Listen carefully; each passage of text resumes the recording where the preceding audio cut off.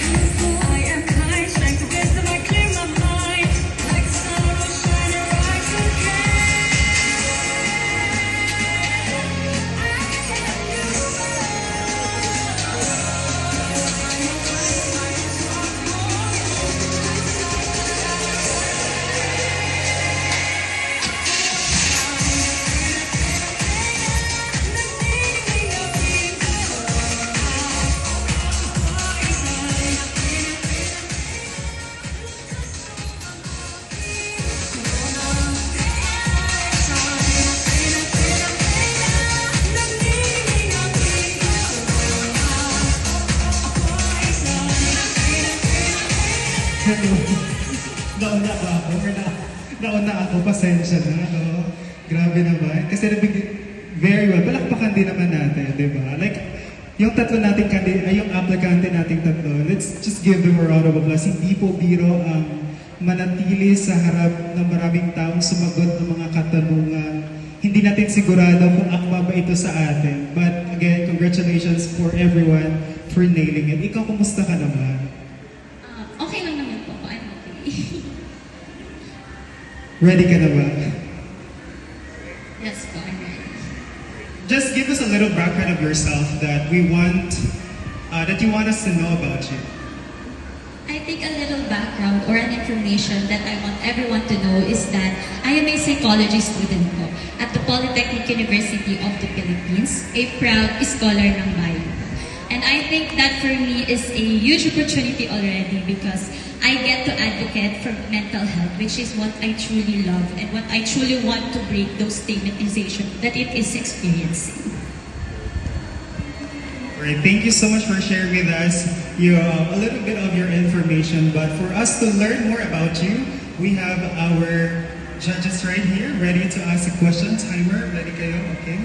Alright, let's begin your question and answer. Hi, good afternoon. Here's my question. If you win this pageant, what responsibility are you most afraid of?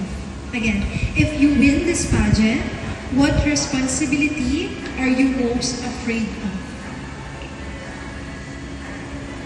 I think that winning this pageant has that huge opportunity because it already gave me a huge platform, especially that I could now influence not just the youth, but every Caviteños. And for me, though it is scary, but I don't think that I should be afraid for it. Because before I even stepped out on this stage, I was already to embrace what I truly want to become. I want to become the representation of a true Caviteña who wants to influence not just the youth, but every generation. Alright, thank you. Very well said. Another question. Hi, candidate applicant number 3. So my question to you is, there's a saying that says, if you fail to plan, you plan to fail. What's your opinion about it? So with that saying that if you plan to fail, you play to plan. So for me, I've already joined multiple pageantry, and from there on, I wasn't able to actually win the crown, but was good enough to be the first runner-up. And that for me, it led me somehow the doubts on myself whether or not I could do it again.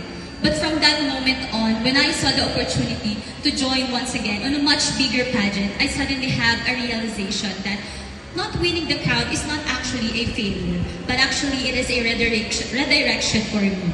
And for me, with that being said, I think that those were not failures, but a lesson for me to inspire more people and to gain more platform. So I am not scared to lose because for me, the crown isn't what mattering the most, but it is how I influence more people, especially the youth of this generation. Thank you very much. And I think you still have time. Yes. So my question is, what makes you different from other aspirants? I think that every aspirant here is unique in their own ways. But for me, I think that what makes me more stand out is my advocacy, which is about mental health. Because I'd like to reduce the stigma that surrounds it. I want to wake up one day wherein those physical wounds are being attended, such as those wounds that we cannot see. Because at the end of the day, mental health is as important as physical health.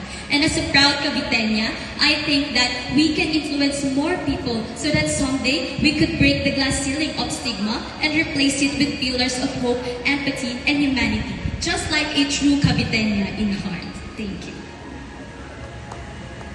Alright, grabe, no? So I think your time is up, but I just wanna salute you for responding all the questions that we have. Grabe, very well said, lalo na sa mga pagdating sa usaping mental health.